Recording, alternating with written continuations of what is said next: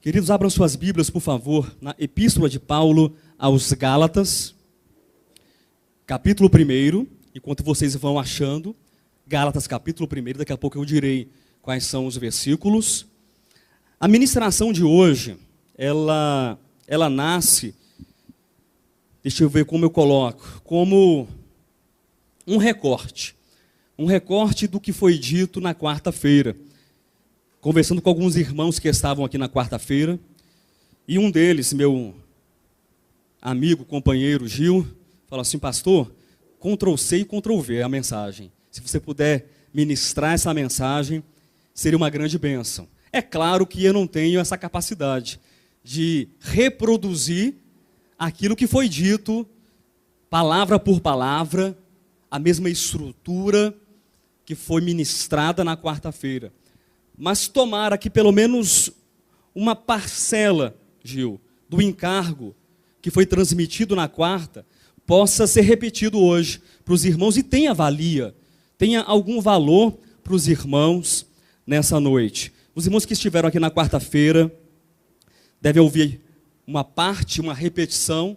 Não fiquem chateados, não fiquem decepcionados. Você vai ouvir de novo. Quem não ouviu vai ouvir pela primeira vez. E a gente vai prosseguindo de fé em fé, no nome do Senhor Jesus Cristo. Quem achou, Gálatas capítulo 1. Amém? Nós iremos ler os versículos 6, 7, 8, 9 e também o versículo de número 11.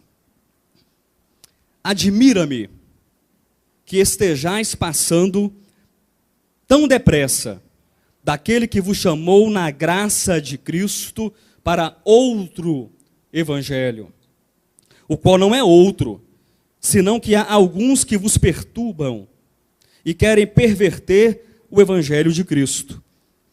Mas ainda que nós, ou mesmo um anjo vindo do céu, vos pregue evangelho que vá além do que vos temos pregado, seja anátema, seja maldito. Assim como já dissemos, e ainda repito, se alguém vos prega evangelho que vá além daquele que recebestes, seja anátema. Versículo 11. Faço-vos, porém, saber, irmãos, que o evangelho por mim anunciado não é segundo o homem. Amém.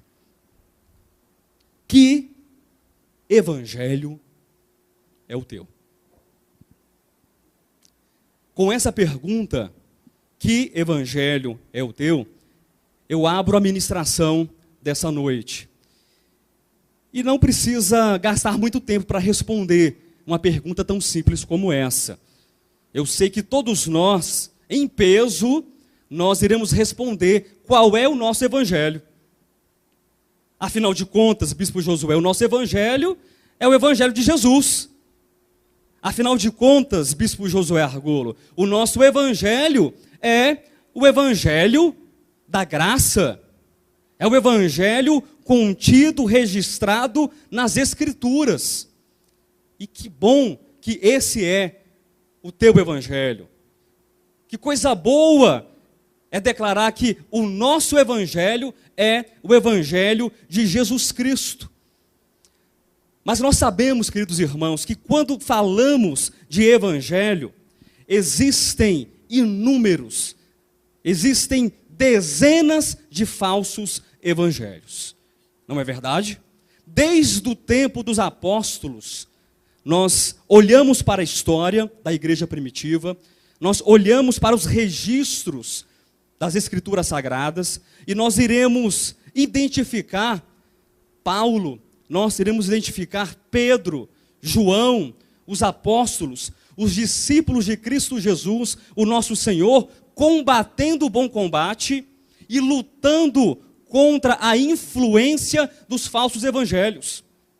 O próprio apóstolo Paulo, quando escreve a sua carta aos Gálatas, ele está combatendo um falso evangelho, o evangelho dos judaizantes, que dizem assim: Jesus é muito bom, Jesus é muito especial, Jesus é necessário, nós não podemos viver sem Jesus, mas Todavia, contudo, entretanto, nós precisamos ter Jesus e ter também a lei, porque sem a lei o homem não será justificado. Sem a lei o homem não poderá ser salvo. E o apóstolo Paulo, na sua carta aos Gálatas, ele combate o evangelho judaizante.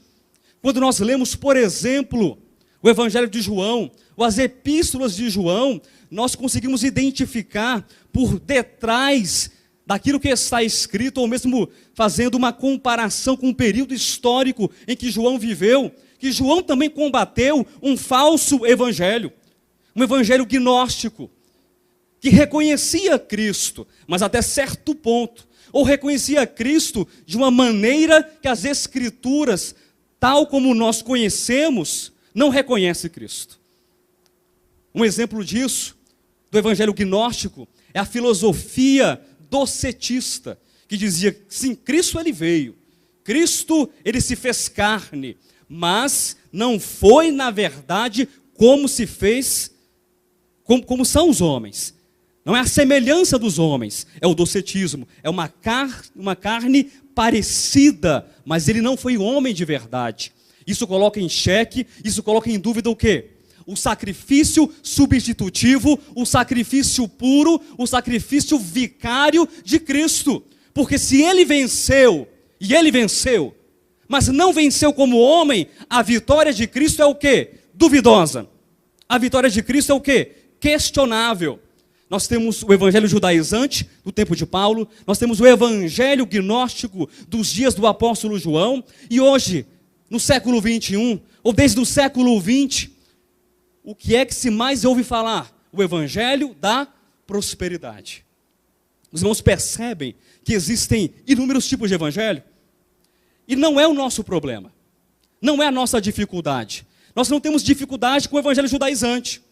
Nós não temos problema ou dificuldade com o evangelho gnóstico. Nós também, acredito eu, não temos dificuldade alguma com o evangelho da prosperidade. Assim penso. Que os nossos corações não foram enredados pelo Deus deste século. Assim penso, que os nossos corações não foram enredados pelo dinheiro, pela troca, pela barganha, de colocar Deus na parede e falar assim, você precisa me abençoar, você precisa dar a mim aquilo que eu estou pedindo, porque eu sou fiel, então também seja fiel. Eu acredito que esse não seja o nosso problema, mas quem sabe exista uma dificuldade na compreensão do que é o evangelho. No meu coração e no seu coração. Mas espera aí, pastor. Se não há dificuldade, como pode existir uma má compreensão do evangelho? Pode existir uma má compreensão do que é o evangelho quando nós não entendemos qual é a mensagem do evangelho. E eu quero falar um pouco sobre essa mensagem do evangelho com os irmãos, ou para os irmãos, nessa noite. Eu quero transmitir a partir de uma metáfora, a partir de uma alegoria disforme, imperfeita, mas que é muito importante para que nós entendamos o que é o evangelho. Porque quando nós pensamos em evangelho, nós logo nos voltamos para o quê? Para Mateus, não é isso? Para Marcos, e o que mais? Para Lucas e para João. Qualquer cristão, neófito, recém-nascido no evangelho, se você pergunta o que é o evangelho? Mateus, Marcos, Lucas e João. Está certo? Está certo. Mas eles relacionam o evangelho enquanto uma composição redacional, enquanto um gênero literário do Novo Testamento. E isso está correto. Os irmãos sabem que quando nós lemos o Novo Testamento, trazendo os livros de trás para frente, nós temos o Apocalipse, que é o único livro de literatura, o quê? Escatológica ou apocalíptica. Nós temos as epístolas. E por que uma epístola? Não é porque o redator, o editor quis chamar de epístola. Não, é porque tem o quê? Tem uma saudação, tem um remetente, tem um destinatário, tem um exórdio, tem um corpo e tem o quê? Uma finalização. É uma epístola. E por que é um evangelho? Ou tem Atos, que é um livro histórico. E por que é um evangelho? Porque não é epístola, porque não é Apocalipse e porque não é Atos. O gênero literário é diferente. Mas eu quero dizer para vocês, queridos, que nós precisamos enxergar a mensagem do evangelho. Enxergar a mensagem do evangelho está além de enxergar o gênero literário de evangelho. E como eu disse, precisamos compreender evangelho a partir de uma metáfora, a partir de um enredo histórico.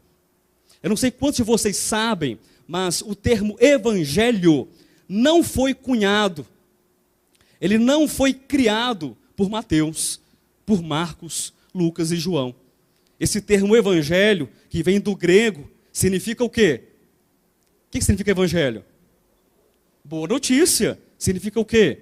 Boa informação. Significa boas novas. Mas é muito curioso, ou é muito interessante que a expressão, o termo evangelho, essa expressão não foi criada pelos, entre aspas, ditos evangelistas. Mas é uma palavra, é uma expressão que já existia antes dos evangelistas, e era utilizada largamente no período da história romana, porque o evangelho, ele pressupõe duas características fundamentais. Eu peço a atenção de você nessa noite, para que você compreenda essas duas características, esses dois aspectos históricos da origem do termo evangelho.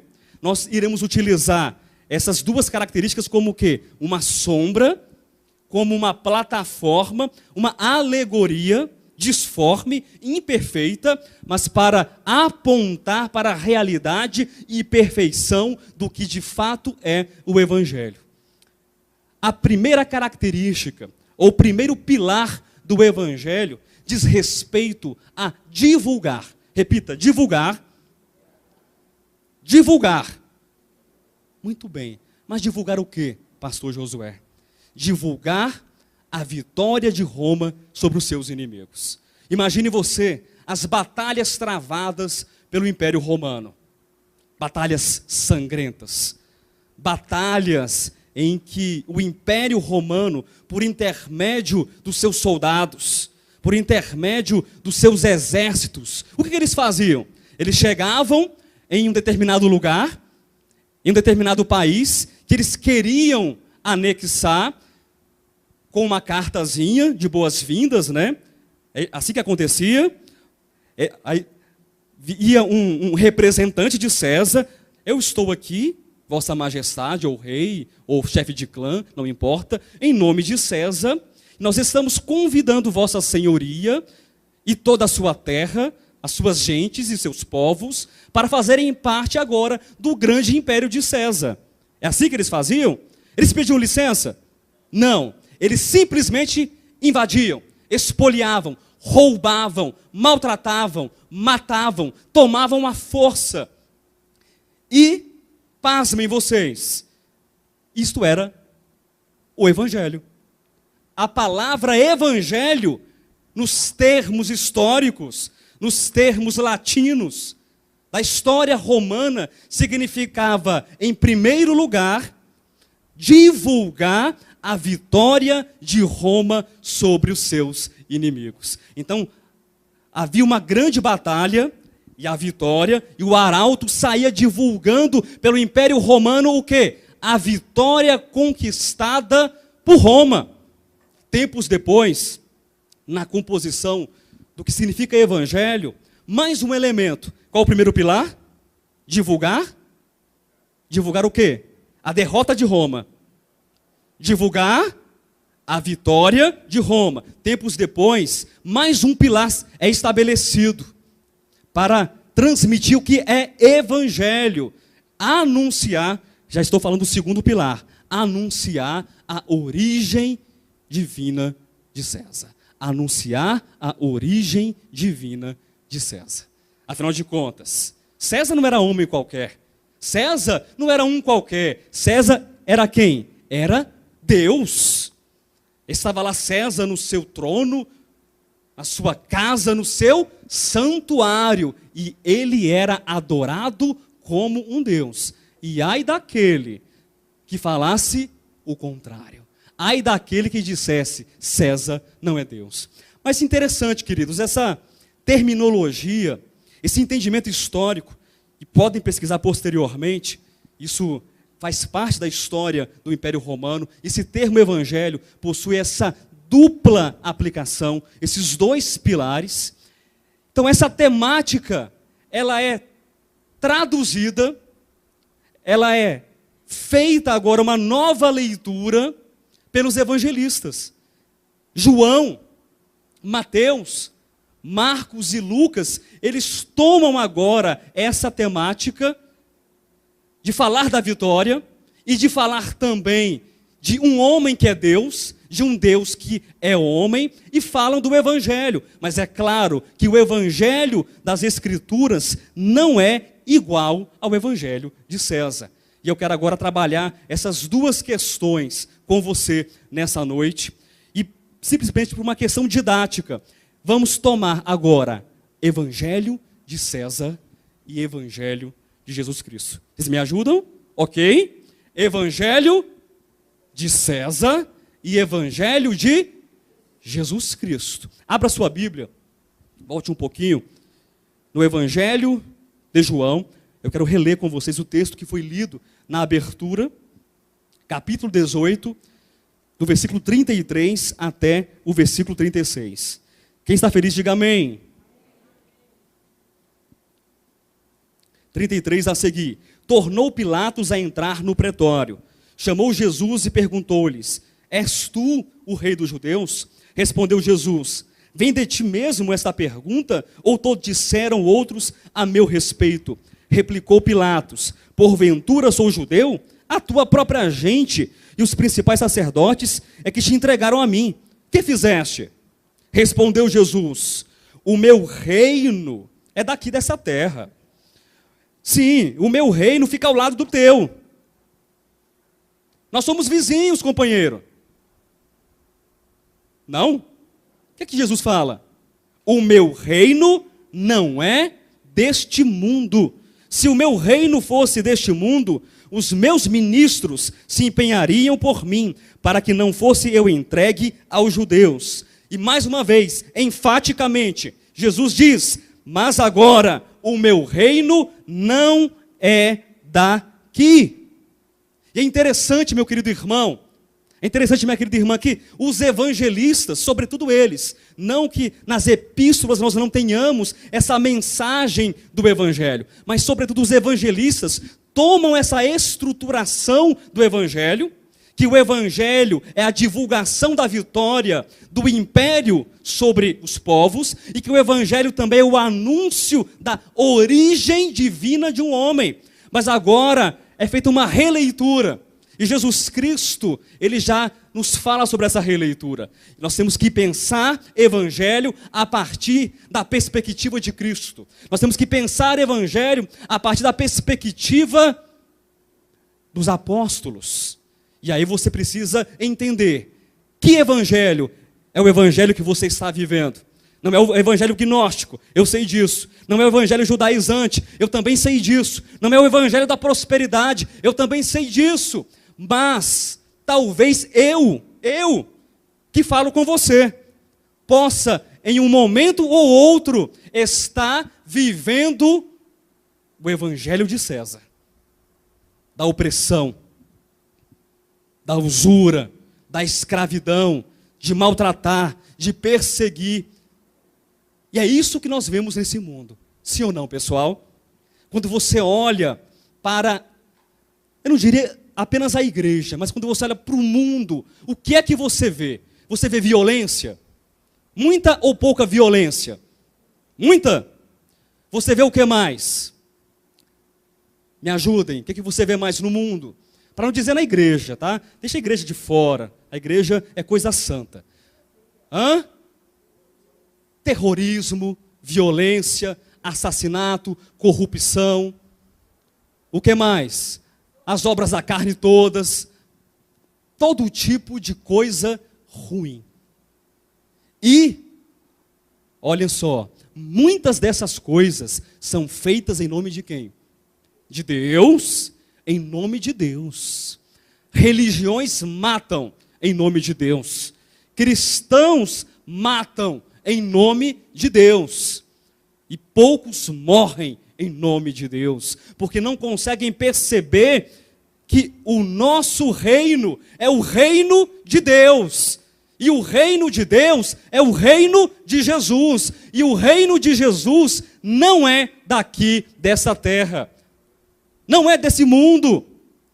As nossas relações, a nossa visão, a nossa perspectiva de mundo, tudo isso deve ser visto a partir do evangelho de Jesus Cristo, e não do evangelho de César. Daquele evangelho que diz assim, que você não pode levar desaforo para casa. Este é, Gil, o evangelho de César, que você não pode perder, você não pode abrir mão, você não pode ouvir um não como resposta. Você não pode ouvir você, Josiel, está errado. Não, mas aí vai borbulhando dentro da gente, né? Um gênio, é o gênio da garrafa, explode e sai fogo pelas ventas, e labaredas de fogo também pela boca, e os nossos olhos também, saem relâmpagos, porque eu não posso escutar que eu estou errado, porque o evangelho que eu sei é o evangelho que Jesus Cristo é bom, e o diabo não presta, e ponto final. Mas o evangelho é muito mais do que isso. O evangelho nos fala de mudança. O evangelho nos fala de abnegação. O evangelho nos fala de ter um coração mudado, um coração voltado para Deus. Eu anotei uma frase aqui, eu quero compartilhar essa frase com vocês. O evangelho por nós defendido. Preste atenção nessa frase. O evangelho por nós defendido e crido. Você defende um evangelho? Acorda, povo. Você defende um evangelho?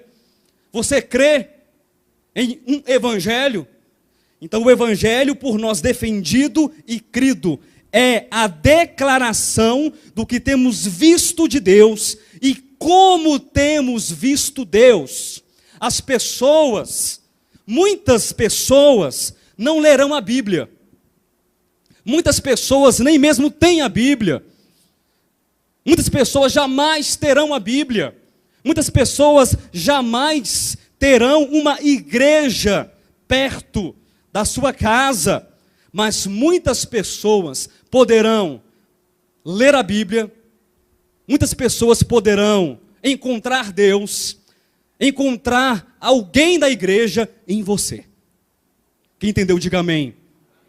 Muito daquilo que nós cremos, que nós testificamos, que nós declaramos, na verdade é a expressão do tipo de Deus que nós acreditamos.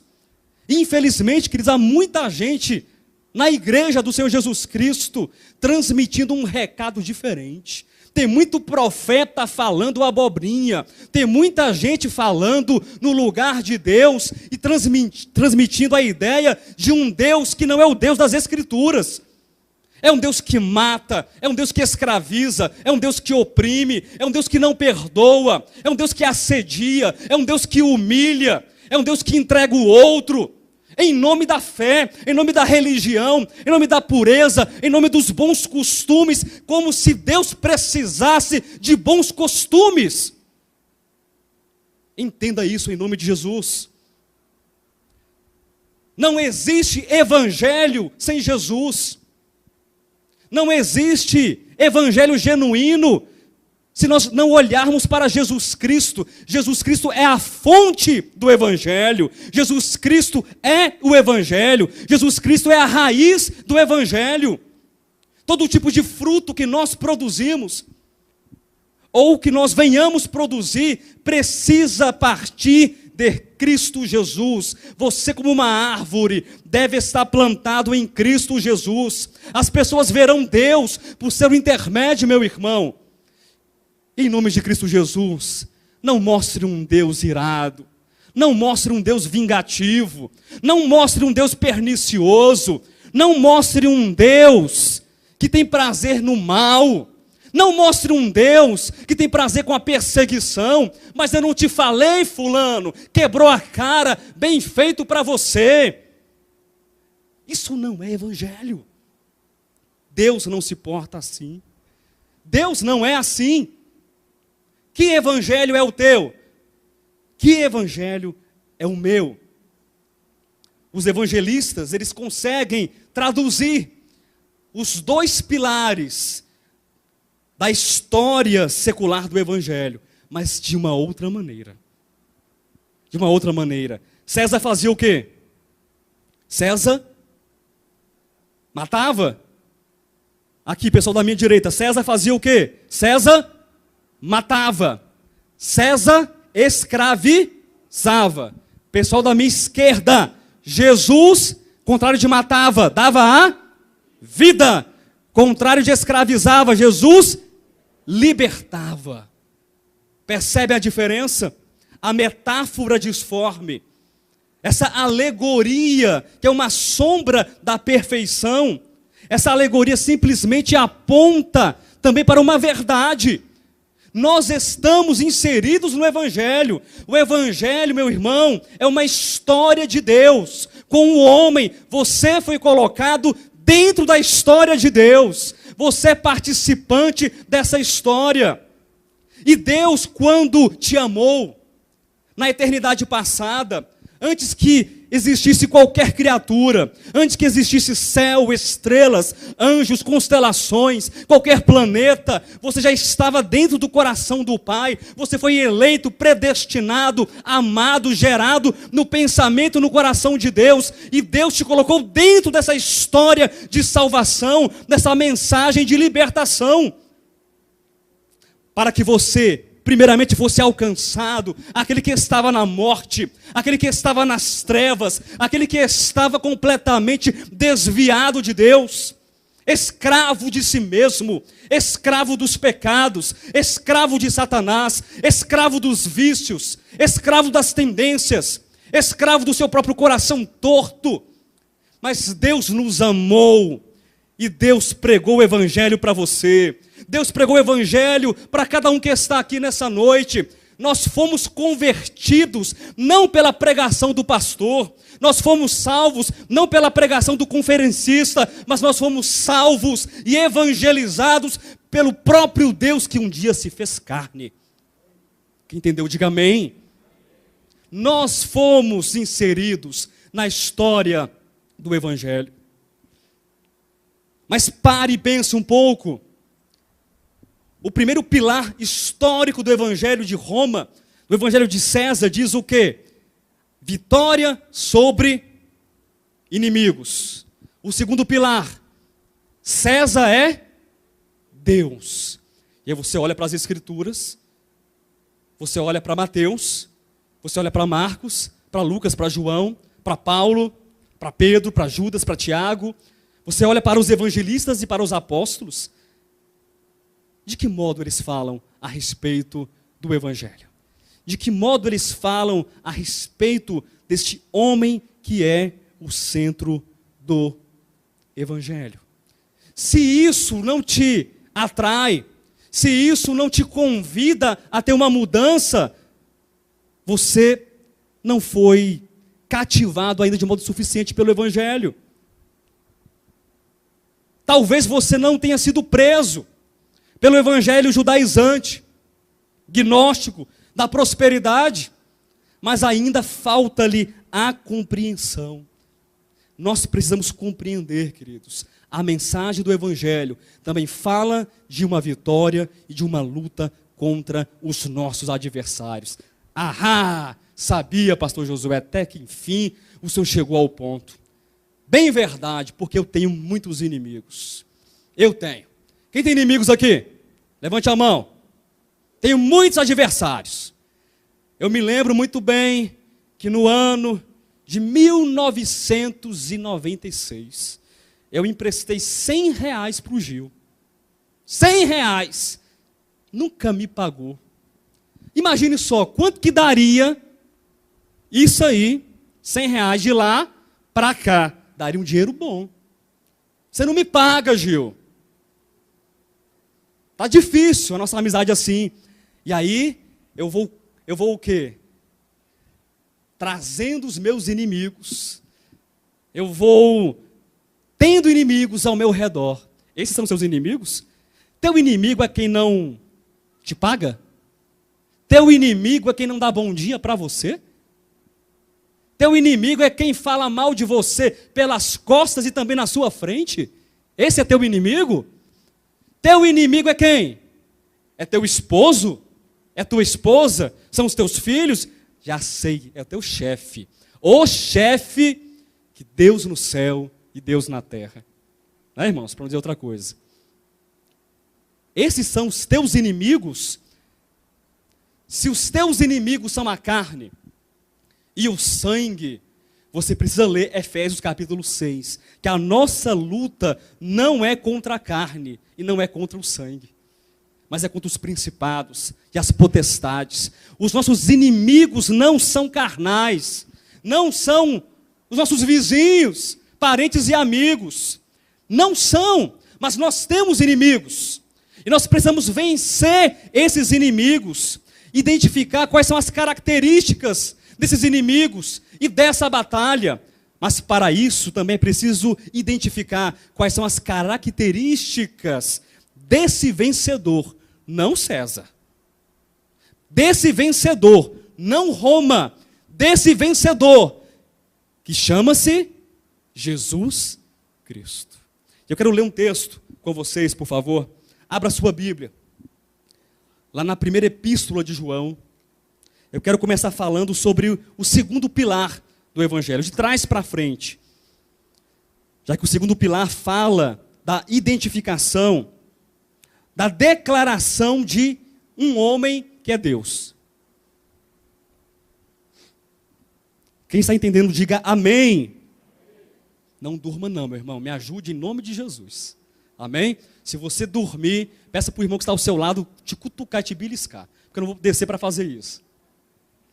1 de João, capítulo 5, versículo 20. Entendendo as características e aspirações desse vencedor. Eu quero ler 3 textos em sequência, depois eu comento alguma coisa. O primeiro texto: também sabemos que o Filho de Deus é vindo e nos tem dado entendimento para reconhecermos o verdadeiro. E estamos no verdadeiro, em seu Filho, Jesus Cristo. Eu quero que você guarde no seu coração a última parte que vai ser lida. Este é o verdadeiro Deus e a vida eterna. Mais um texto, Hebreus, capítulo 13. Volte só um bocadinho, versículo 8. Hebreus 13, 8.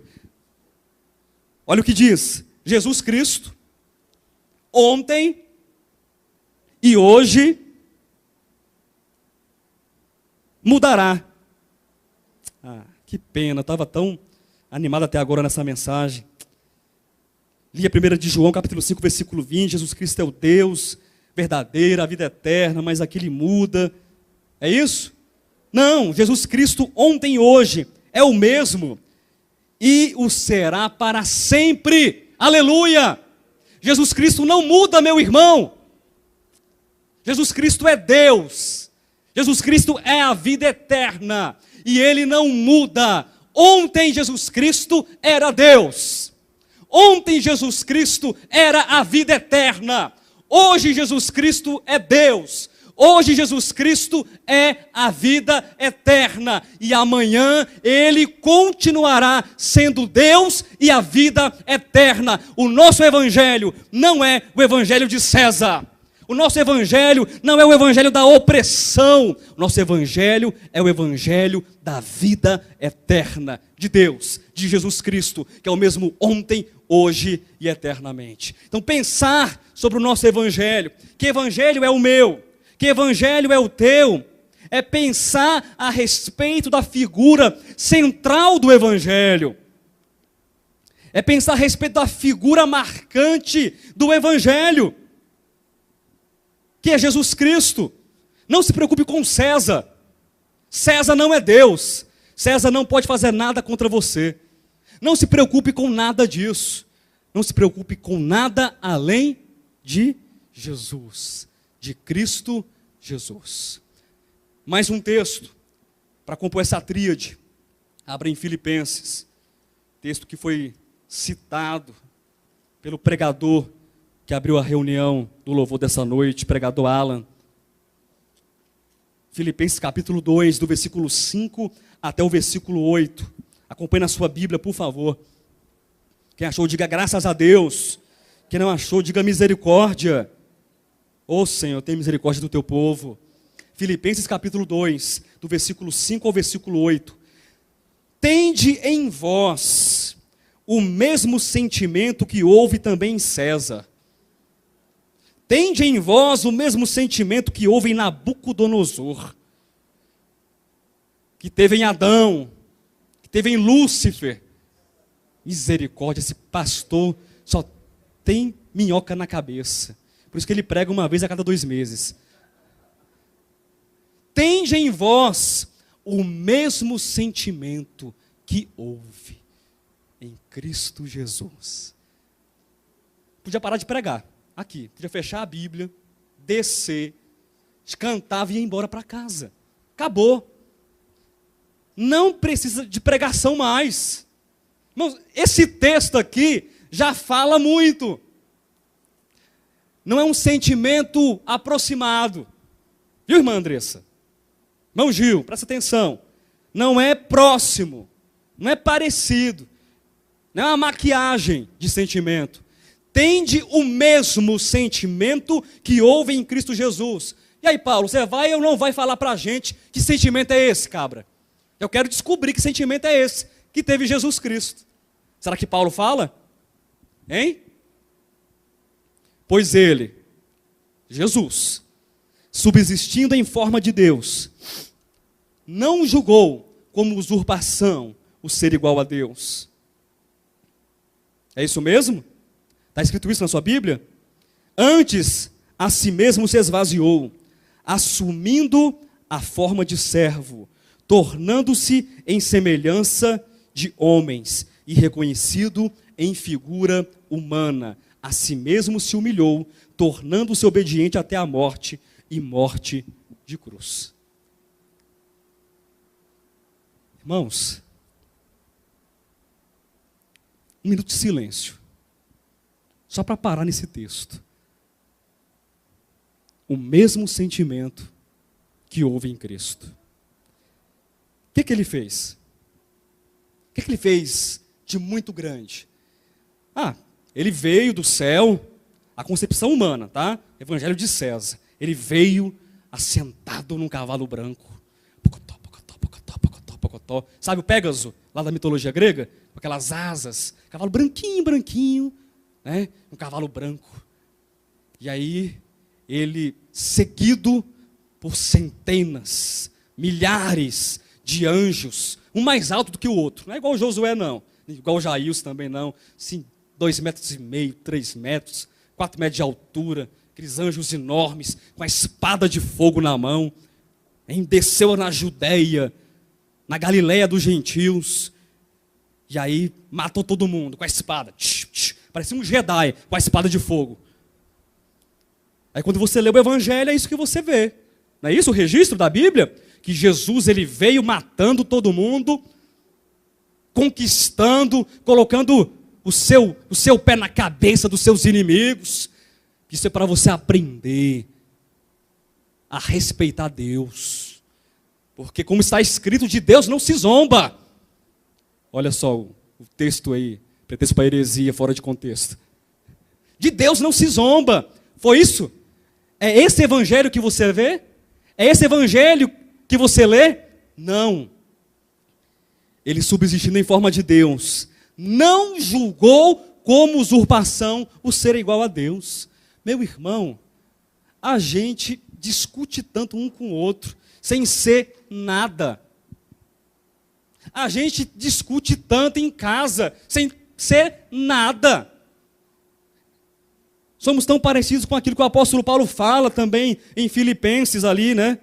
Mais para cá, no capítulo 3, um pouquinho mais, né? Refúgio. Você já se considerou assim alguma vez? Erva? Refúgio? Não, pastor, isso aí não. Isso aí é só para ofender a gente que você fala isso. Não é para ofender, não. O que nós somos sem Deus? O que você é, criatura, sem Deus? O que você é, Marcinho, um homem grande, forte, inteligente, bem empregado, ganha 50 mil por mês. Receba. O que você é sem Deus, Marcinho? Você não é nada. E você, Jailson, uma rede de óticas, de relojoarias, o que você é? Você não é nada. Sem Deus nós não somos nada.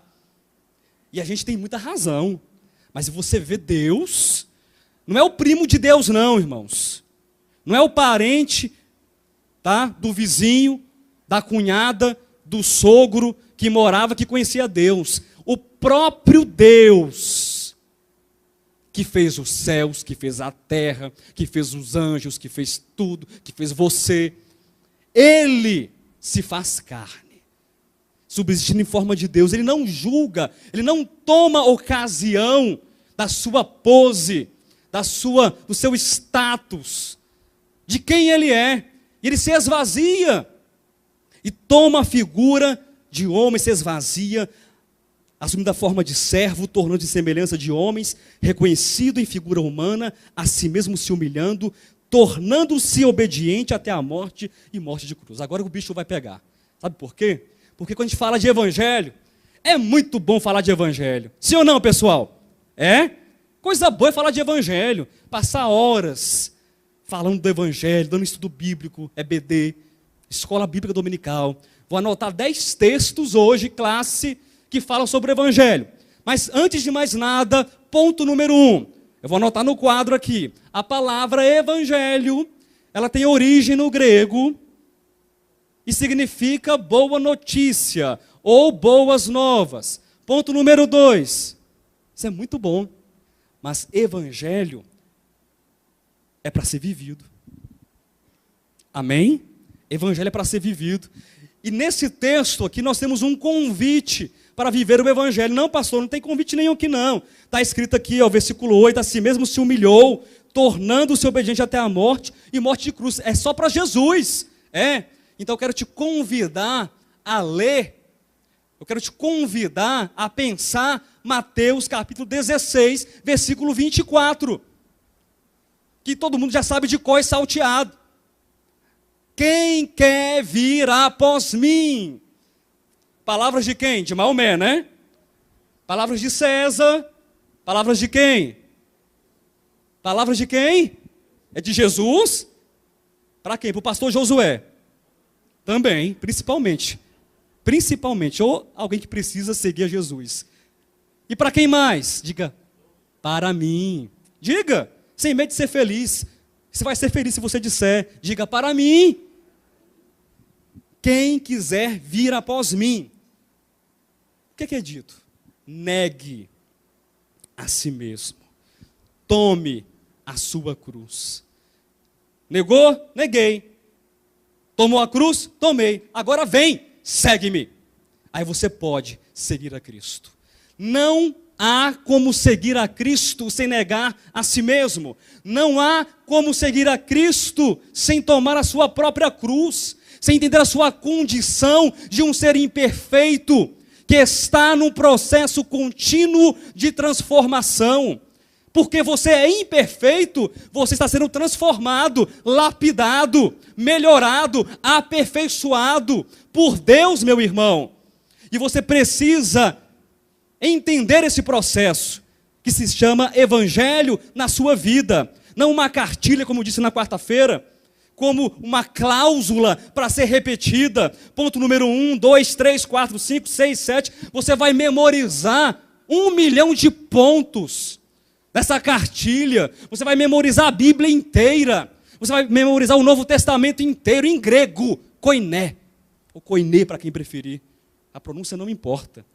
Não vai dar em nada isso se você não entender que evangelho se manifesta, que evangelho se traduz numa leitura de vida prática, tomando a sua própria cruz, negando a si mesmo e seguindo a Cristo por onde quer que ele vá. E Cristo entra no bordel sem se contaminar. Cristo vai para a boate e não se contamina. Cristo, ele toca os cancerosos. Cristo, ele visita os doentes. Cristo, ele ama o perdido, ama o pecador. Cristo abraça aquele que ninguém quer abraçar. Cristo faz o bem. Isso é ser cristão. Isso é ser, entre aspas, evangélico. Isso é ser evangélico nos termos bíblicos. Isso é ter o evangelho como uma manifestação de Deus em nossas vidas. Cristo foi à cruz. Cristo morreu, mas ele não fez isso, irmãos, como se a cruz fosse o ápice do sacrifício, porque ele sofreu as chicotadas, colocaram uma coroa de espinhos na cabeça dele. Então a cruz ali é o ápice da redenção. A cruz é o quadro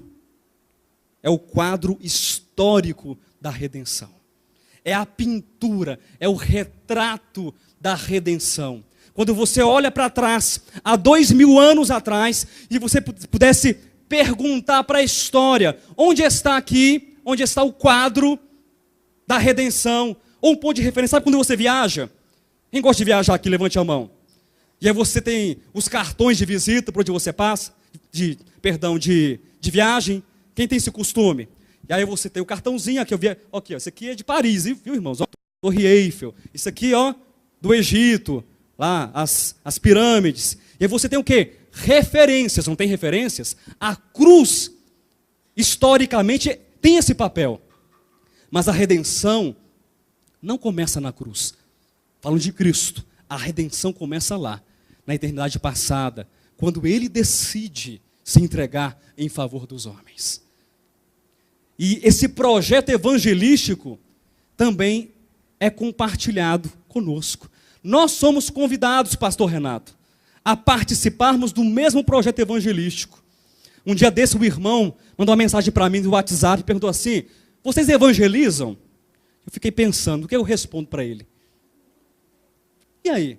Se entrego o panfleto, vou em praça pública? Eu respondi que nós temos, sim, um projeto evangelístico dos jovens. Os jovens se reúnem de vez em quando, que é o Cristocêntricos Street, e vão, entre aspas, evangelizar. Mas eu pensando melhor, isso é pouco ainda, não é? Isso é muito pouco, você entregar panfleto, você evangelizar, você ir para a praça pública. E eu entendi, de quarta-feira para cá, passei a pensar um pouco mais sobre isso, que evangelismo não é entregar panfleto apenas. Estou dizendo que é errado. Ou fazer um culto em praça pública, ou fazer uma conferência evangelística, está valendo. Mas projeto evangelístico é você viver o evangelho de Jesus Cristo. Projeto evangelístico se dá quando as pessoas conseguem ver Cristo em você. Amém? Isso é projeto evangelístico. E conhecer Cristo, as características de Cristo, nos fazem então entender como Cristo luta com os seus adversários. Está escrito na primeira carta de Paulo aos Coríntios, no capítulo 15, versículo 25, se não me falha a memória, que Cristo está colocando todos os seus inimigos por estrado dos seus pés. E aí eu paro para pensar, quais foram os inimigos de Cristo? Será que eram os homens, carne, sangue, ossos? Não. O império das trevas, a morte, o diabo. Os inimigos que estão aqui, dentro de mim. Jesus estava na cruz, já evidenciando, e depois da sua morte, e a sua ressurreição, e a sua ascensão, exaltação, entronização e glorificação, ele está assentado à destra de Deus o Pai, colocando todos os seus inimigos debaixo dos seus pés. Então eu olho para dentro de mim e vejo que Jesus Cristo está vencendo os meus inimigos, está vencendo os meus problemas, as minhas angústias, os meus traumas, que Jesus Cristo está vencendo o meu mau caratismo, que Ele está vencendo os meus sentimentos perversos, a minha impiedade. Jesus Cristo está vencendo todos os inimigos, e eu preciso enxergar isso, eu preciso perceber que isso está acontecendo, como disse a irmã Natália. Às vezes a gente não consegue ver que a igreja se reúne, a igreja ama, que a igreja tem família, que a igreja é família. Aí nós precisamos de uma vez por ano ter um encontro de crianças para ver que nós temos crianças na igreja, que nós temos jovens na igreja, que nós temos pastores na igreja, que nós temos mocidade na igreja, que nós temos grupos familiares na igreja. Não. Nós temos não apenas uma vez por ano, uma vez em determinada ocasião. Nós somos uma família, nós somos uma igreja, nós somos uma assembleia que tem problemas, que tem dificuldades, que tem irmãos que são difíceis.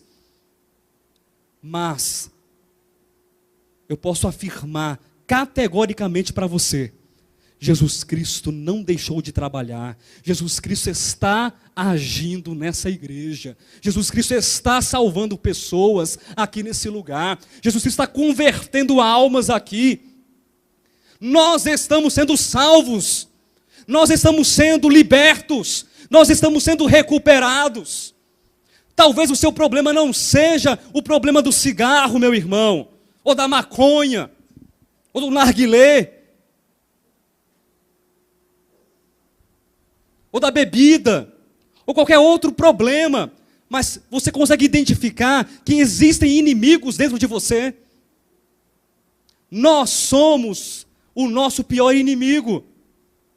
Nós somos o pior problema. Não transfira para o outro o problema que é teu. O problema está dentro de você. Diga amém. Está dentro de você o problema. Mas eu quero agora ouvir um amém 10 vezes maior. A solução também está dentro de você. Glória a Deus. Você não precisa buscar do lado de fora a solução para os teus problemas. Jesus, o Evangelho de Deus, está dentro de nós. E Ele não descansa. Ele não dorme, ele não é plantonista, que trabalha 12 por 36, que trabalha 12 por 70 e alguma coisa, uma vez na semana, sabe, ele visita, e aí assim, como é que está hoje aí, Josué? Isso um mês depois, está mais ou menos, né, Senhor? O Senhor passa de vez em quando aqui, de tempo em tempo, e aí eu briguei com a esposa, chutei o cachorro, gritei com o papagaio, discuti no serviço, o que mais? Sim, o Senhor sabe como é que eu sou, né? Não, nós podemos ser melhores. Nós podemos parar de ser tão turrões. Eu posso parar de ser tão amargo. Eu posso parar de dar tanta má resposta na Vera. Eu posso, Vera. Sabia que eu posso? Não faço porque não quero. Mas que eu posso, eu posso. E por quê? Não fazemos? O que nos falta? Temos todo o potencial. O Evangelho está em nós. Meu irmão, que Evangelho é o teu? Não é o de César. Amém? O teu Evangelho não é o Evangelho de César. O teu Evangelho é o Evangelho de Jesus Cristo. Eu quero ler mais um texto, ou 2, ou quem sabe 3. Abra sua Bíblia. Na primeira carta de Paulo a Timóteo, capítulo 3, versículo 16.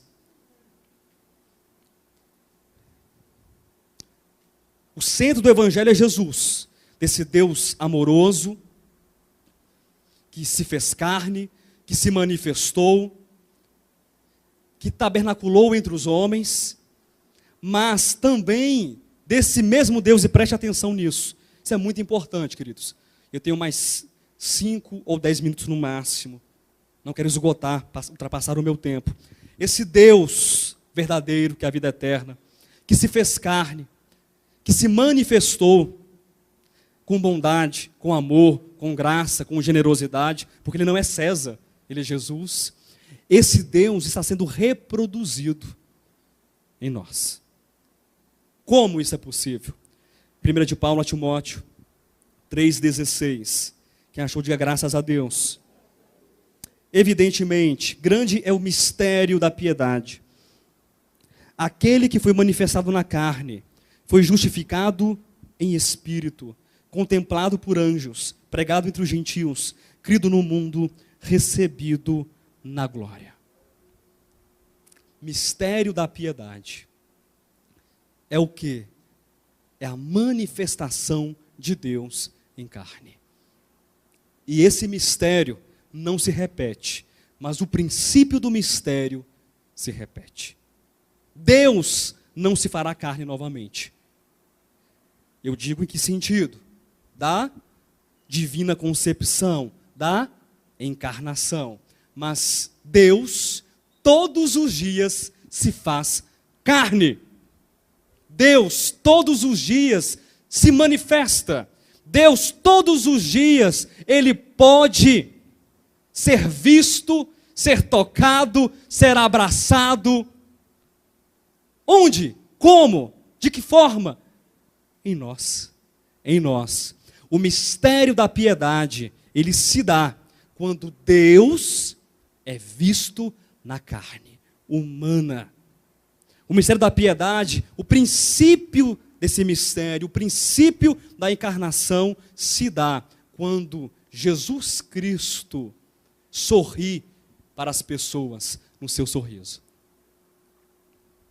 O mistério da piedade, o mistério da encarnação se dá quando Jesus Cristo abraça alguém por você.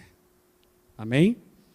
Posso encerrar com um texto que é maravilhoso. O Ministério de Louvor pode se aproximar. Eu vou ler o texto e vamos acabar com esse texto. Que evangelho é o teu, igreja? É o de César ou é o de Jesus? Preguei isso aqui na quarta. Estou pregando hoje no domingo. Vou falar com o pastor Alexandre que depois da conferência eu vou querer pregar mais 4 domingos a mesma mensagem. Eu vou até decorar a mensagem. Para pregar igualzinho. Que evangelho é o teu? É o de César ou é o de Jesus Cristo? Glória a Deus. Estava ficando preocupado. Mateus capítulo 25. Eu quero ler, quero fazer um recorte aqui, bem recortado, tá? Do versículo 35 até o versículo 40. Quem achou, diga amém. Olha o que diz. Desse Deus imutável, encarnado, manifestado e hoje reproduzido. O primeiro filho entre muitos irmãos, o primogênito entre muitos irmãos, que se reproduz em você, esse amor e essa bondade. Porque tive fome e me deste de comer, tive sede e me deste de beber, era forasteiro e me hospedastes. Quem está falando aqui, queridos? Quem é? Jesus, aquele que tem tudo. É isso mesmo? Que é o Senhor de tudo, está dizendo que teve fome? Difícil acreditar isso, né? Teve sede, aquele que é o Criador das fontes, não teve onde dormir, onde se hospedar. Jesus, é isso mesmo? Estava nu e me vestistes, enfermo e me visitastes. Nunca ouvi falar que Jesus Cristo adoeceu, Marcinho. Preso e fostes ver-me. Então perguntarão os justos: Senhor, quando foi que te vimos com fome e te demos de comer? Ou com sede e te demos de beber? Preste atenção. E quando te vimos forasteiro e te hospedamos? Ou nu e te vestimos? E quando te vimos enfermo ou preso e te fomos visitar? O rei, respondendo, lhes dirá: em verdade vos afirmo que sempre que o fizestes a um destes meus pequeninos irmãos, a mim o fizeste. Tem muita gente preocupada em fazer o bem para ser visto. E Jesus Cristo simplesmente diz: faça o bem sem ser visto. E se você faz assim, você serve Deus. Você está servindo o próprio Deus, o próprio Rei. Aplauda o Senhor nessa noite. Se coloque de pé. Vamos cantar. Vamos encerrar essa reunião.